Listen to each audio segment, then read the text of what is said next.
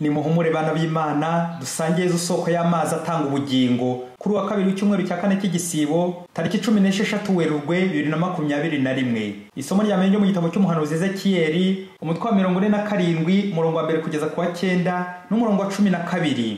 Igihe Uhoraho yariho ambonekera, umuntu wanyoboraga aranjyana no ku muryango w'ingoro, nuko mbona amazi yavukaga munsi y'igitabo cy'umuryango w'ingoro aherekera mu burasirazuba, kuko ingoro nyine yarebaga mu burasirazuba. Ayo mazi yatembaga agana iburyo bw'ingoro akanyura amajyepfo y'urutambiro. Uwo muntu aransohokana anyuje mu irembo ryo mu majyaruguru, antambagiza aho hanze kugeza ku irembo ryo hanze ryarebaga mu burasirazuba. Ndebye mbona ya mazi atemba agana iburyo. Ubwo wa muntu agenda yerekeje mu burasirazuba, apima imikono 1000 akoresheje umugozi yari afite mu ntoki. Hanyuma aranjyana anyambutsa ya mazi yangeraga ku ngombambari, arongera apima indi mikono 1000, ari nako anyambutsa ya mazi yangeraga noneho mu mavi.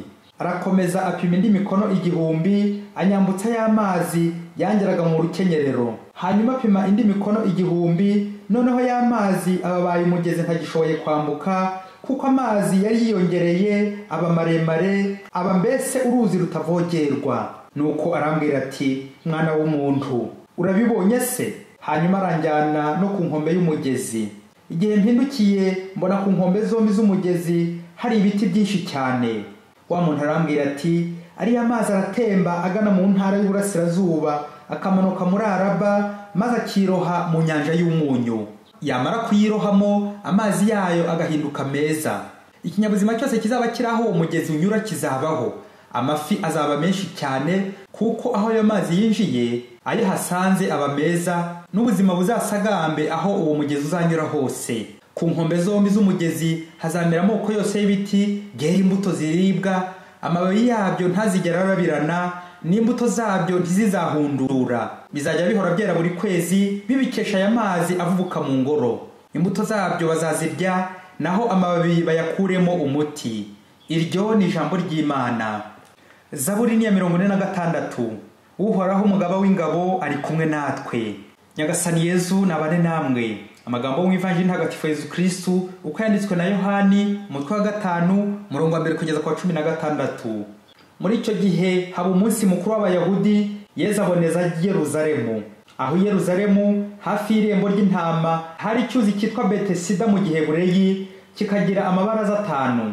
Muri aya mabaraza hari haryamye abarwayi batabarika, barimo impumyi, abacumbagurika n'ibirema, bose bategereje ko amazi yibirandura. Kuko rimwe na rimwe umumarayika amanukaga muri icyo cyuzi akabirandura amazi, maze utanze abandi kuyajyamo, akimara kubirinduka agakira indwara arwaye iyo ari yo yose.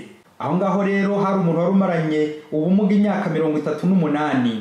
Yezu abonye uwo murwayi aryamye, amenya ko amaze igihe kirekire arwaye, aramubaza ati, urashaka gukira? Umurwayi aramusubiza ati, muvyeyi, singira umuntu njugunya mu cyuzi igihe amazi yibiranduye. Iyo ngerageje kujyamo nsanga undi yamanukiyemo. Yezu aramubwira ati, haguruka ufate ingobyi yawe maze ugende. Ako kanya uwo muntu arakira, yegura ingobyi ye aragenda. Uwo munsi hari ku isabato.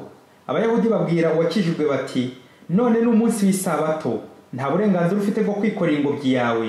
Arabasubiza ati, uwankijije niwe wambwiye ngo nifate ingobyi yanjye maze ngende. Baramubaza bati, uwo muntu ninde wakubwiye ngo fata ingobyi yawe ugende? Ariko uwakijijwe ntiyarazi uwamukijije uwo ari we, kuko Yezu yari yigendeye mu kivunge cy'abantu benshi baraho.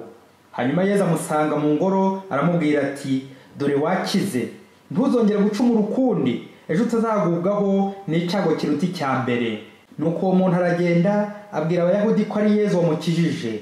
Iyo impamvu yatumye Abayahudi batoteza Yezu, kuko ngo ibyo yabikoraga ku munsi w'isabato. Iyo ni Ivanjili ntagatifu. Bana b'Imana, impuhwe z'Imana n'igisagirane, nimuze tumwe ku mazi apfutse. Dore amazi atanga ubugingo Imana igiye kuduha. Umufilozofe Aristote kimwe n'abandi bahanga bo hambere ya Yezu, hari icyo bitaga ibimenyetso bine by'igihe, symbole en 4 temps: la terre, l'air, le feu, l'eau, ubutaka, umwuka, umuriro n'amazi. Ibimenyetso no mu muco w'Abayahudi ndetse n'Abakristu birakoreshwa, bikajya n'ibisobanuro bidufasha mu nzira y'ukwemera. Reka rero tuvuge kuri kimwe muri ibyo bimenyetso: amazi. Amazi ni ikimenyetso cy'isoko y'ubuzima. Amazi agize 3/4 mu bigize umubiri w'umuntu. Ni ingenzi rero. Amazi ni ikimenyetso cy'isoko y'ubuzima, kwivugurura, gusukurwa, purification. Mu gihe amazi y'umugezi ahanagura umwanda ku myambaro no ku mubiri ugacya, amazi ya batisimu yo ahanagura icyaha cy'inkomoko, ukaba umuntu mushya, ukaba umukristo, ugatungana, ugafungurirwa ijuru kubera amazi arakiza. Ni nacyo twazirikanye mu isomo rya mbere mu kigeranyo cy'amazi, ukuntu Ezekiyeli ari gutubwira iby'iyonekerwa rye, uko Nyagasani agenda amutambagiza mu mazi y'umugezi ati noneho y'amazi ababaye umugezi ntagishobora kwambuka. Iyi mvugo y'amazi menshi irashushanya kugwa mu nyanja nini y'impuhwe z'Imana. Impuhwe z'Imana zigenda zikora ku bantu buhoro buhoro kugeza igihe zibaye igisagirane. Inema z'Imana nyinshi zimeze nk'isoko y'amazi adudubiza tudashobora guhangara. Bityo aho y'amazi ageze hose hakaba ubuzima, hakera imbuto nziza kandi nyinshi, hakaboneka umuti. Ni koko amazi atanga ubugingo, ni Yezu tugomba kurangamira, kuko hageze hose barakira. Yezu ni umuti, Yezu ni urukingo. Mvuze ko Yezu ari n'urukingo rwa coronavirus, hari abantera ibuye, ariko Yezu ni urukingo ruruta izindi zose. Mu gihe indi miti yose cyangwa izindi nkingo zishobora no kwica abantu, Yezu we ni umuti utanga ubuzima. Yezu ni ubuzima. N'ikimenyemenye muri Ivanjiri, uyu muntu warumaranye uburwayi imyaka 38 yose yarabuze umujugunya mu cyuzi, kuko watangagamo undi nk'uko twabyumvise yahitaga akira. Yezu mazi y'ubugingo arahibereye, ahise amubwira ati haguruka ufate ingobyi yawe maze ugende. Atiriwe aca no muri ayo mazi, ako kanya arakira. Nk'uko y'amazi y'umugezi ahanyura hose hagenda hamera neza, nako Yezu nyirimpuhwe ahanyuze hose hacya hera, abanyuze hose bagakira bakagira ubuzima. Umva ukuntu Yezu agenda agira neza. Yezu ni umuganga, niwe muti ubwe. Nawe umuvandimwe wabatijwe ugasukurwa n'iriba rya batisimu, ugahanagurwaho ibyaha ndetse ukanakomezwa, ujya wibuka ko nawe uri umuti imbere y'abagenzi bawe. Bityo aho ugeze hose ushobora kubebeza cyangwa ukabakiza. Bityo nta mukristo bavandimwe wakagombye kugira uburozi muri we, nta mukristo wakagombye kwica abandi, nta mukristo wo kwanduza abandi, nta mukristo wakagombye gutera abandi inshinge z'amagendu, nta mukristo wakagombye gutera abandi inshinge zica ubuzima, guha abandi umuti wica cyangwa ugahagarika ubuzima bw'abandi. Icyo gihe ubigenje atyo nuko yaba ameze nk'isuri, aho inyuze yica imyaka igatwara ubutaka, igasaruza byinshi ariko igasoza bike. Nguko gushaka gukirira ku bandi, ugashaka inyungu zawe bwite aho guharana inyungu z'abandi, ugahagarara ku cyubahiro cyawe ukarimbura imbaga, uduhinja, abasaza n'abakecuru, nuko kavangira Yezu umukiza. Mu gihe Yezu nyirimpuhwe ari gukiza, wowe uri kwica. Kandi ngura umukristo da witiriwe iryo zina rya Yezu, buri gihe ukagenda contraire au sens des aiguilles d'une montre. Uravangira Yezu umukristo mu gihe udahuza nawe. Hirya kure ya Afurika, virusi ya sida icyaduka, umugore wamaze kuyandura ayizaniwe n'umugabo we, biramubaza cyane biramushengura, nuko ajya kwa nyina agiye kumuririra no kumutura agahinda. Abonaho no kumubwira ukuntu umugabo amuzaniye kabutindi, kandi ubusanzwe uwo mugore yitwaraga neza, yari intangarugero mu bandi bagore. Nyina nk'umugeri w'inararibonye, aho kumuhoza ngo amuhe inama, amukomeze, amusabe kwihangana no gukomeza kwifata, nuko nyina aramubwira ati mwana wanjye muzapfa mwenyine, genda nawe ushake abandi ubanduze muzapfane. Mwebwe se ko babanduje? Mbega umubyeyi gito. Babyeyi murumva inama ziri aha ngaha? Muvandimwe nugira ibyago ukandura, uzirinde kwanduza abandi, Imana izabiguhembera. Erega ntabwo Imana izakubaza abakwanduje, ahubwo izakubaza abo wanduje. Ntabwo Imana izakubaza abaguhemukiye, ahubwo izakubaza abo wahemukiye. Wasanga buri munsi ngomba kwihimura, nkishyura, nihorera ku bampemukiye. Bakristo bavandimwe, duhamagare gutanga ubuzima aho tunyuze hose, gusukura aho turi hose no kwisukura ubwacu, kandi tukirinda kwandura, kwiyandavuza, kwiyandarika no kwanduza abandi. Iyi ndwara ya coronavirus izahaje abatuye isi ni indwara yandura kubi, ikandurira mu mwuka. Rero bavandimwe, twibuke ko twese abatuye isi duhumeka umwuka umwe, dufite ubuzima bumwe. Guhumeka ni ikimenyetso cy'ubuzima. Rero nk'uko twabyumvise mu isomo rya mbere, duhaneye kwigana uyu mugezi aho unyura usukura, aho unyura ukesha. Nawe umukristo aho uri hose iwawe, haranira kuba isoko y'ubuzima, utanga ubuzima, uhumeka umwuka mwiza, uharanire kutagira uhutaza uwo wanduza. Uko utifuza kwandura no kwanduza abandi coronavirus n'izindi ndwara, aba ari nako unoza isuku iwawe, mu maso yawe, mu mazuru yawe uhumeka neza, no mu kanwa kawe hasohoka umwuka mwiza. imvugo nziza, impumuro nziza, ijambo ryiza. Irinda umujinya n'uburakari kuko nibwo burozi bubi. Ijambo ryiza ni murumuna w'Imana kandi rirakiza, ni umugisha. Naho ijambo ribi ni umuvumo, ni uburozi, ni coronavirus mbi, ni sida mbi yewe irandura kubi.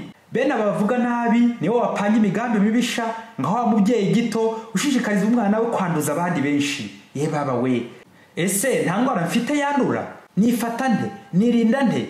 Niko mubyeyi, mwarimu, abana urera ukomeza kubaha ubuzima no kubafasha kwegera Imana buri munsi, cyangwa wabayiterera iyo umwana arizimiza akicyura nta gitsure, ntumuhitura, uramureka akigenga, aho nuko umwica. Niko muganga we, abaje bose wawe kwivuza kuri centre de santé, ku bitaro, urabavura ukabaha ubuzima bagakira. Ko ari Imana yagutumye muri iryo vuriro, ufite ubutumwa bwo gukiza. Ibaze nawe niba ujya utanga urupfu ugatanga uburozi ukica uduhinja kw'abandi kandi uri umukristo w'indani. Niwo utanga imiti yo kuringaniza, niwo utanga udukingirizo, niwo utanga imiti yo gukuramo inda, niwo utanga inshinge zica abantu. Muganga we, niko padiri we, uracyasoma amategeko ya Kiliziya, le droit canon, le code du droit canonique, itegeko rya nyuma na nyuma ry'igihumbi 752 ryitwa mu Kilatini Salus Animarum. C'est pour le salut des âmes. Niyo tegeko rikuru muri ayo yose, la loi suprême, kuko riganisha mu ijuru, gukiza roho z'abantu. Nkuko padiri umusozo n'intego by'ubutumwa bwe ari ukuramira roho z'abana b'Imana, umukiro wa roho. Rero twese abari ku isi, cyane cyane ababatijwe, duharanire kuba umuyoboro w'umukiro w'abandi ku mubiri no kuri roho. Iki gihe cy'igisibo ndetse by'umwihariko n'iki gihe cy'icyorezo cya coronavirus, wirinde kukivuma, wirinde kwivovota no guteshuka, ahubwo fata iki gihe ngaho ari igihe ugomba kwakiramo impuhwe z'Imana z'igisagirane, aho ugomba kuba mwiza ku mutima kurushaho kubera Imana. Yezu Nyirimpuhwe, soko y'ubuzima, abana bawe turi ku isi turi imbere y'icyo cyorezo cya coronavirus. Nubwo bamwe bibwira ko ubuzima bwahagaze, ariko turakwiringiye. Natwe turi hafi gucyuza cya Betesida. Iwacu mu ngo turagutegereje. Yezu muganga w'ukuri, Yezu umuti n'urukingo, Yezu utanga umukiro. Ni wowe gusa Yezu, ngwino udutabare. Amen. Padiri Masumbuko Ladislas wa Diocese ya Cyangugu. Ni wowe mukiro wanjye.